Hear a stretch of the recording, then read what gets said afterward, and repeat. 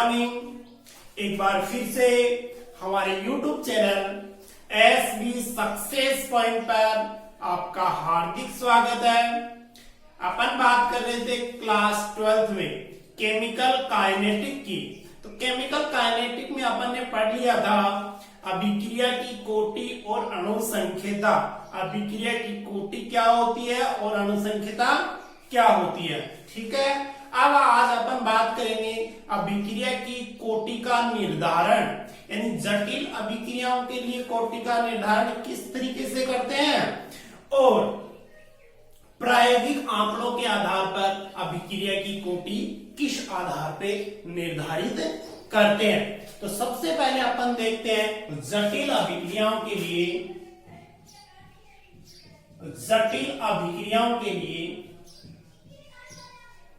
जटिल अभिक्रियाओं के लिए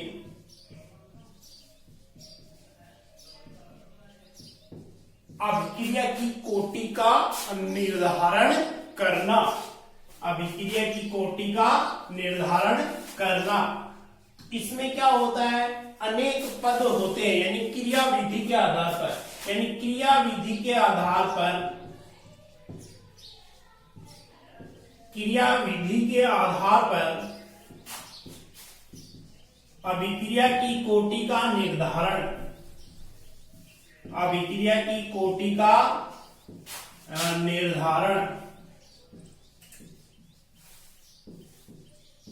ओके, अब देखो अभिक्रिया विधि के आधार पर अभिक्रिया की कोटि का निर्धारण किस तरीके से किया जाता है। इसमें 3 स्टेप अपन को याद रखनी है। कितनी स्टेप याद रखनी है? 3 स्टेप।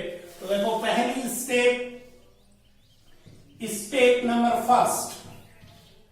फर्स्ट स्टेप में क्या करना है, जो भी अपन को क्रिया विधि दे रखी है, यानी कितने पदों में संपन्न हो रही है, उसमें सबसे धीमा पद देखना अपन को। जो धीमा पद होता है वो क्या होता है, वेग निर्धारक पद होता है। और वेग निर्धारक पद होता है उसी के लिए अपन क्या लिखते हैं, वेग नियम या प्रायोगिक वेग नियम या वेग व्यंजक लिखा जाता है। वही अभिक्रिया की कोटि का क्या करता है, निर्धारण करता है। तो सबसे पहली स्टेप क्या होगी, क्रिया विधि में, क्रिया विधि में सबसे धीमे पद को, सबसे धीमे पद को वेग निर्धारक पद कहते हैं, वेग निर्धारक पद कहते हैं, ठीक है। क्या कहते हैं, वेग निर्धारक पद कहते हैं। और वेग निर्धारक पद है, इसी के लिए क्या लिखा जाता है, वेग व्यंजक लिखा जाता है। तो अपन क्या लिख सकते हैं आगे, इसी पद से वेग का निर्धारण होता है,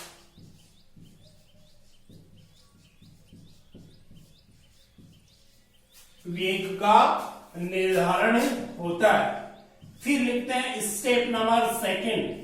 स्टेप नंबर सेकंड क्या होगी, जो वेग निर्धारक पद था, यानी सबसे धीमा पद था, उसी के लिए क्या लिखते हैं, वेग नियम लिखते हैं। तो सेकंड स्टेप क्या लिखेंगे, प्रायोगिक वेग नियम, यानी सबसे धीमे पद के लिए, सबसे धीमे पद के लिए,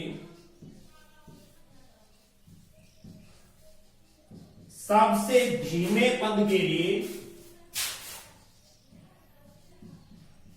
वेग नियम लिखा जाता है, वेग नियम लिखा जाता है। अगर ये वेग नियम यानी वेग नियम है या प्रायोगिक दर नियम है, अगर वो जो धीमा पद है और जो फाइनल रिएक्शन दे रखी है उसके अकॉर्डिंग अगर वो समान है तो क्या होगा, और रिएक्शन का वो दर नियम होगा और उसी से ही अभिक्रिया की कोटि का निर्धारण हो जाएगा। अब देखो थर्ड पर, स्टेप थर्ड, जो दर निर्धारक पद था, दर निर्धारक पद से प्रायोगिक दर नियम, प्रायोगिक दर नियम अगर ऑल रिएक्शन के लिए दर नियम के बराबर हो, दर नियम के समान हो तो वहीं से अभिक्रिया की कोटि का निर्धारण कर सकते हैं, वहीं से अभिक्रिया की कोटि का निर्धारण कर सकते हैं। ओके, कर सकते हैं, ठीक है। कहने का मतलब जो प्रायोगिक दर नियम है, जो अपन ने रिएक्शन दे रखी है और क्या दे रखा है, जो सबसे धीमा पद है यानी क्रिया विधि दे रखी है, अगर दोनों का वेग निर्धारक जो नियम है वो अगर समान है तो क्या होगा, और रिएक्शन का क्या होगी, अभिक्रिया की कोटि होगी, यानी क्रिया कारकों की जो सांद्रता उसकी घात पर लगी, यानी जो भी घात लगी है उनका योग ही क्या कहलाता है, अभिक्रिया की कोटि कहलाता है। ये 3 स्टेप थी, इस 3 स्टेपों के आधार पर अपन अभिक्रिया की कोटि का क्या करेंगे, निर्धारण करेंगे। ये ऐसे तो याद नहीं होगा, लेकिन जो एग्जाम्पल मैं बताऊंगा उससे आपको अच्छे से समझ में आ जाएगा, आप कभी भूलोगे नहीं। अब देखो आगे ये 3 स्टेप इनको ध्यान में रखना है।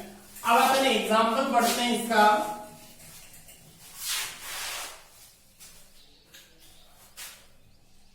जैसे हाइड्रोजन प्रोक्साइड का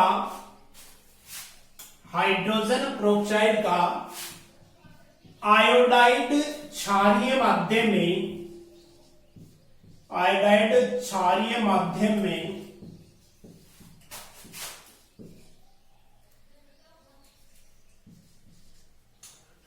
हाइड्रोजन प्रोक्साइड का आयोडाइड क्षारीय माध्यम में वियोजन, इसके लिए अपन को क्या करना है, अभिक्रिया की कोटि का निर्धारण करना है।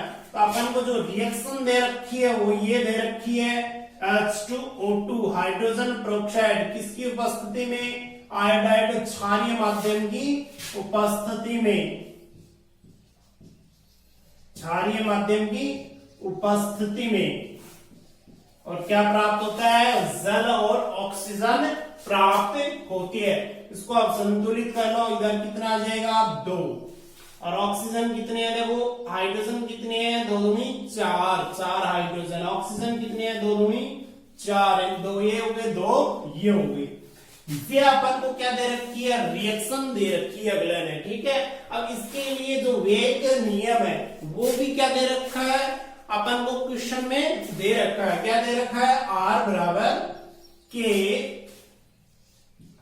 H2O2, ठीक है, और ये क्या है I माइनस, यानी कहने का मतलब क्रियाकारक इसमें कितने हैं, 2 है, लेकिन इसकी सांद्रता में कितने में परिवर्तन हो रहा है, 1 में ही परिवर्तन हो रहा है। ये अपन को क्या दे रखा है, क्वेश्चन में दे रखा है, ठीक है, ये क्वेश्चन में दे रखा है, यानी इसके लिए अभिक्रिया की कोटि कितनी है, एक तो ये रही और एक ये रही। जो घात नहीं लगी होती है वहां पे क्या माना जाता है, 1 माना जाता है। तो जब घात होती है वो गुणा में होती है तो वो जुड़ जाती है, तो कितनी हो जाएंगी, 1 और 1 2, यानी इस वेग नियम के लिए अभिक्रिया की कोटि क्या होगी, 2। अब ये तो क्वेश्चन में दे रखा अपन को, ठीक है। अब इसकी क्या है, क्रिया विधि दे रखी है मैंने, कितने पदों में संपन्न होती है, 2 पदों में संपन्न होती है। वो 2 पद लिखते हैं अपन, देखो इसको मैं इधर लिख देता हूं, फिर दोनों साथ साथ में हो जाएगा। क्या दे रखी है reaction, H2O2 plus I minus H2O plus oxygen, ये दो, ठीक है, ये दो। इसके लिए वेग निर्धारक पद क्या दे रखा, K H2O2 और I माइनस ये दे रखा है, ठीक है। अब इसकी क्रिया विधि, यानी क्रिया विधि क्या दे रखी है, क्रिया विधि ये है, क्रिया विधि क्रिया विधि कितने पदों में संपन्न हो रही है? 2 पदों में संपन्न हो रही है। ये देखो हाइड्रोजन पेरोक्साइड H2O2, ये क्या है? H2O2 है। और किसकी उपस्थिति में? आयोडाइड क्षारीय माध्यम की उपस्थिति में क्या बनता है? H2O प्लस IO माइनस, ठीक है, ये बनता है। और दूसरी H2O2 प्लस IO माइनस, और क्या बनता है? H2O plus oxygen plus I minus. देखो H2O एक ऑक्सीजन, ये एक ऑक्सीजन यानी O2 बन गया, और I माइनस है। अब देखो इसमें ये 2 पद है, ये तो क्या है? ये फर्स्ट पद है, वो तो क्या है? धीमा पद है। क्या है? धीमा पद है। और सेकंड है वो क्या है? फास्ट पद है। क्या है? फास्ट स्टेप है। तो अपन वेग निर्धारक यानी वेग का निर्धारण कौन से पद से करते हैं? धीमे पद से करते हैं। कौन से पद से करते हैं? धीमे पद से करते हैं। और धीमे पद के लिए अपन को क्या लिखना है?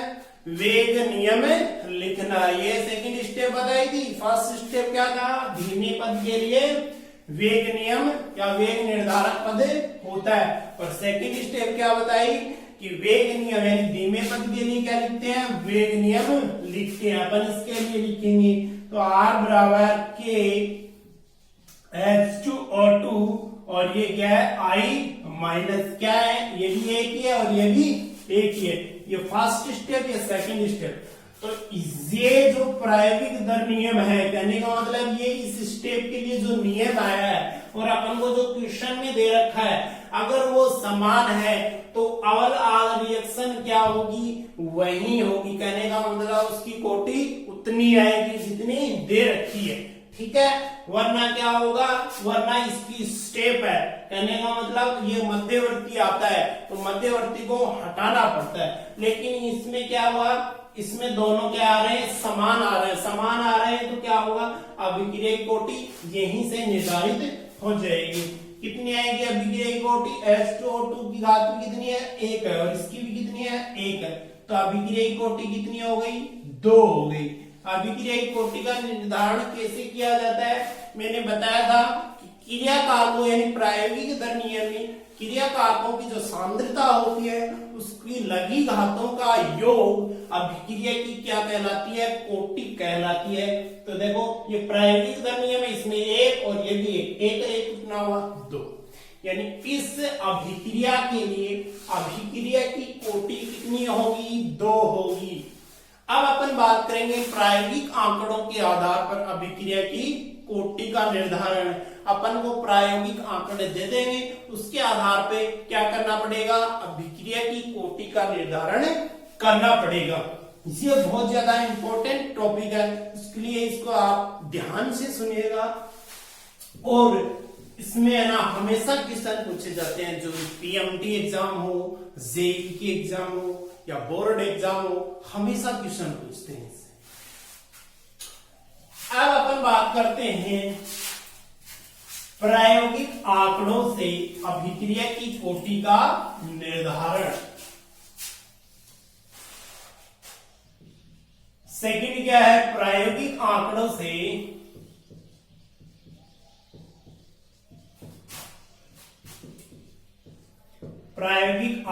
से अभिक्रिया की कोटि का निर्धारण।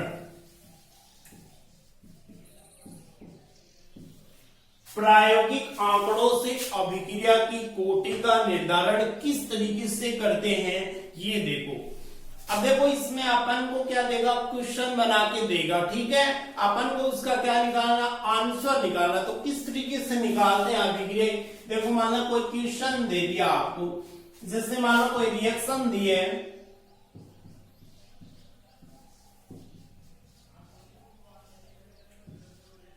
ये क्या दे दिया अपन को? रिएक्शन दे दी कि ये नाइट्रिक ऑक्साइड है और ऑक्सीजन की उपस्थिति में क्या बनता है? NO2 नाइट्रोजन डाई ऑक्साइड बनता है, ठीक है। संतुलित है क्या? 2 नाइट्रोजन इधर है, 2 इधर है। ऑक्सीजन कितने हैं? 2 और 2 ये हो गए 4, और इधर भी कितने हैं? 4 हो गए। अब इस रिएक्शन के लिए अपन को क्या दे रखा है? क्वेश्चन दे रखा है। देखो क्या देगा? इस अभिक्रिया के लिए इस अभिक्रिया के लिए पहले ऑक्सीजन की सांद्रता को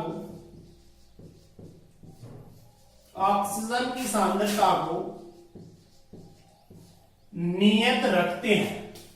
ऑक्सीजन की सांद्रता को नियत रखते हैं तथा NO की सांद्रता को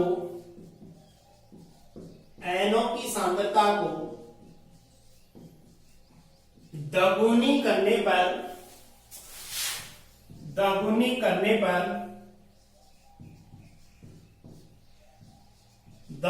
करने पर अभिक्रिया का वेग 4 गुना हो जाता है। 4 गुना हो जाता है तथा NO की सांद्रता को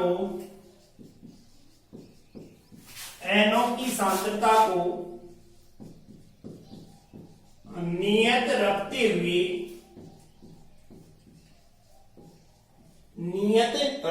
हुए ऑक्सीजन की सांद्रता को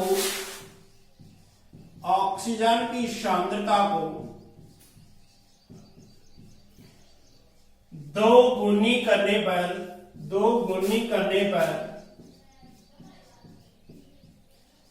अभिक्रिया का वेग 2 गुना हो जाता है। 2 गुना हो जाता है।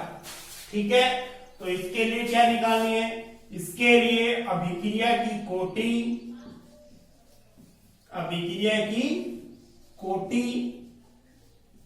और अभिक्रिया का वेग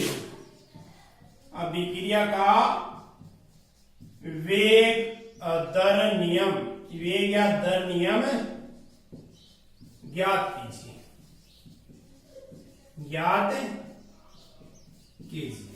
ओके, अब देखो ये क्वेश्चन दे रखा अपन को, क्या दे रखा है? क्वेश्चन दे रखा है। इसको आपको याद नहीं करना, केवल आंसर किस तरीके से आता है वो आपको ध्यान में रखना है। तो देखो अपन को ये क्वेश्चन दे दिया कि नाइट्रिक ऑक्साइड है, ऑक्सीजन की उपस्थिति में NO2 बना लेता है। ठीक है, तो इस अभिक्रिया के लिए प्रारंभ में तो क्या है, ऑक्सीजन की सांद्रता को क्या रखते हैं? नियत रखते हैं। और NO की सांद्रता को दोगुनी करने पर अभिक्रिया का वेग क्या हो जाता है? 4 गुना हो जाता है। फिर बाद में क्या करते हैं? NO की सांद्रता को नियत रखते हैं और ऑक्सीजन की सांद्रता को क्या करते हैं? दोगुनी करने पर अभिक्रिया का वेग भी क्या हो जाता है? 2 गुना। तो फर्स्ट स्टेप में देखो यह अभिक्रिया दे रखी, इसके लिए अपन को क्या निकालना है? वेग नियम। तो इसका आंसर क्या होगा? देखो R बराबर K, NO की सांद्रता, ऑक्सीजन की सांद्रता। इसके लिए नहीं लिखना, अपन को ये देखना क्रिया कारक कौन कौन से हैं, ये नहीं देखना कि ये 2 हैं कितने। ठीक है, अब देखो क्वेश्चन क्या कहता है? ऑक्सीजन की सांद्रता नियत, यानी इसको क्या कर दिया? फर्स्ट में नियत कर दिया। क्या कर दिया? नियत कर दिया। नियत कर दिया तो ये तो क्या हो जाएगा? कैंसिल हो जाएगा। ठीक है, अब फिर बाद में देखो NO की सांद्रता, किसकी सांद्रता? NO की सांद्रता कितनी गुना कर दी? 2 गुना कर दी। कितनी गुना कर दी? 2 गुना। 2 गुना करने पर अभिक्रिया का वेग, ये क्या होता है? वेग, यानी 2 गुना करने पर अभिक्रिया का वेग कितने गुना हो जाता है? 4 गुना।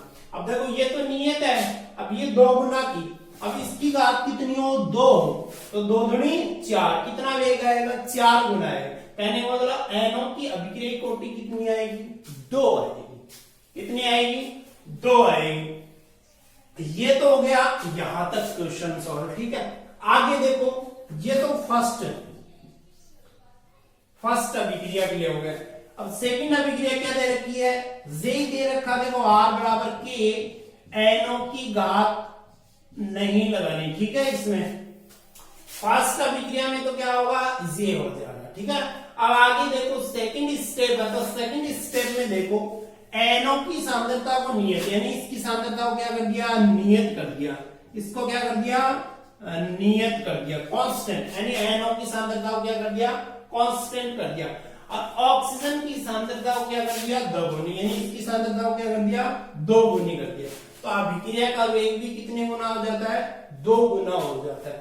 तो अगर इसको दोगुनी करने पर अभिक्रिया का वेग 2 गुना कब आएगा, इसका ये तो नियत है, नियत का मान क्या हो जाएगा, 1 हो जाएगा। तो ये तो क्या कैंसिल। अब इसमें देखो ये 2 गुना है, तो 2 गुना कब आएगी, जब इसकी घात 1 आएगी तभी आएगी, क्योंकि 2 एकम 2। तो अभिक्रिया का वेग भी कितना गुना हो रहा है, 2 हो रहा है। ठीक है, अगर यहाँ पे 2 करेंगे तो कितना आएगा, 4 आएगा। तो लेकिन 4 नहीं हो रहा, तो इसलिए यहाँ पे क्या आएगी, अभिक्रिया कोटि ऑक्सीजन की 1 आएगी। ठीक है, तो दोनों से क्या निकला आंसर, NO की तो कोटि कितनी होती है, 2 होती है, और ऑक्सीजन की कोटि कितनी होती है, 1 होती है।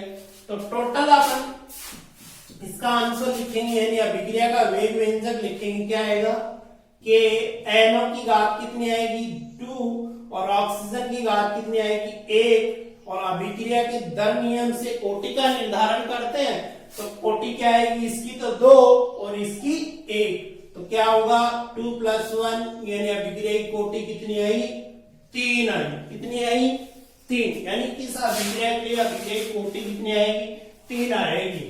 अब देखो इसके लिए क्या लिखना है, वेग नियम। ये तो क्या होगा, अभिक्रिया की कोटि 3, और अभिक्रिया का वेग नियम है वो क्या हो जाएगा, R बराबर K NO2 और O2। ये तो फर्स्ट आंसर, ये तो हो गया वेग नियम, और ये क्या हो गया, कोटि हो गई। ठीक है, इतना आपको समझ में आ गया, और उम्मीद करता हूं कि ये अच्छे से आपको समझ में आना चाहिए। ठीक है, यहाँ आप बार बार वीडियो को देखोगे तो और ज्यादा समझ में आ जाएगा। अब अपन बात करते हैं, बहुत ही इंपॉर्टेंट टॉपिक है, यानी हमेशा क्वेश्चन पूछते हैं उससे, यानी अभिक्रिया की कोटि। तो अभिक्रिया की कोटि अपन जो सिलेबस में दे रखी है वो 2 दे रखी है, शून्य अभिक्रिया की कोटि और प्रथम अभिक्रिया की कोटि, यानी 0 ऑर्डर रिएक्शन और फर्स्ट ऑर्डर रिएक्शन। तो पहले अपन पढ़ते हैं 0 ऑर्डर रिएक्शन।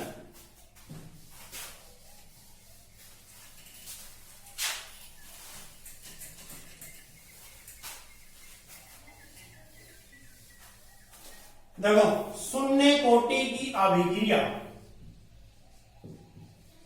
शून्य कोटि की अभिक्रिया, शून्य कोटि की अभिक्रिया क्या होगी, अपन दर नियम जानते हैं। दर नियम क्या होता है, अभिक्रिया का वेग क्रिया कारकों की सांद्रता के गुणनफल के क्या होता है, समानुपाती होता है, यानी क्रिया कारक। तो शून्य कब आएगा, जब क्रिया कारकों की घात कितनी हो, 0। क्रिया कारकों की घात 0, यानी कहने का मतलब क्या हुआ, यानी शून्य कोटि की अभिक्रिया होती है वो क्रिया कारकों की सांद्रता पर निर्भर नहीं करती। तो देखो, इसके लिए अपन मान लो कोई रिएक्शन मान लीजिए, रिएक्टेंट से क्या बना, प्रोडक्ट बना। इसके लिए क्या लिखेंगे, अभिक्रिया का वेग नियम लिखेंगे। ये रिएक्टेंट और इसकी घात कितनी आएगी, 0 आएगी। तो शून्य कोटि की अभिक्रिया क्रिया कारकों की सांद्रता 0, किसी की भी घात 0 हो तो उसके लिए मान कितना होता, 1 होता। तो ये क्या आ जाएगा, 1, K को 1 से गुणा करेंगे तो क्या आएगा, 1। तो R बराबर K, ये आएगा।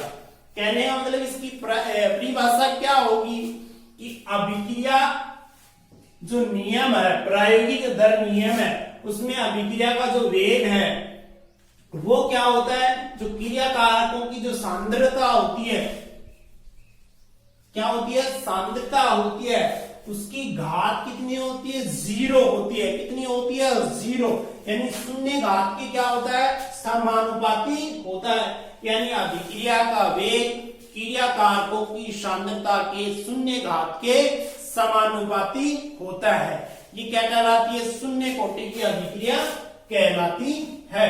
तो अपन परिभाषा लिख सकते हैं, इसके लिए क्या लिखेंगे, तो बहुत ही सिंपल परिभाषा है। क्या लिखेंगे, प्रायोगिक दर नियम में, क्योंकि अभिक्रिया की कोटि का निर्धारण कौन करता है, प्रायोगिक दर नियम करता है। प्रायोगिक दर नियम में अभिक्रिया का वेग, अभिक्रिया का वेग क्रियाकारकों की सांद्रता के शून्य घात के समानुपाती होता है।